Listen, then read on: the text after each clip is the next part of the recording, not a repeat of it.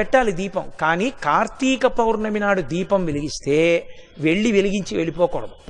కొవ్వొత్తితో అస్సలు వెలిగించకూడదు దీపాన్ని. ఎందుకంటే అది చచ్చిపోయిన జంతువు యొక్క కొవ్వుతో తయారు చేయబడుతుంది. వెంటనే ఆ దీపం అపవిత్రం అవుతుంది. కాబట్టి కొవ్వొత్తులతో వెలిగించకూడదు, అగ్గిపుల్లతో వెలిగించకూడదు. కార్తీక పౌర్ణమి నాడు సుగంధమైనటువంటి దాంతో, అంటే అగరుపుల్ల వెలిగించుకుని అగరపుల్లతో దీపాన్ని వెలిగించుకోవాలి. వెలిగించి వదిలేయకూడదు.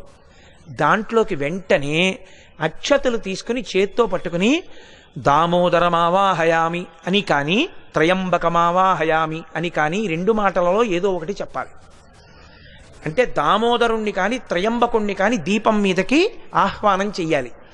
ఎక్కడైనా చెత్త ఉండిపోయినా కూడా రేపు లౌకికాగ్నితో వెలిగించకూడదు.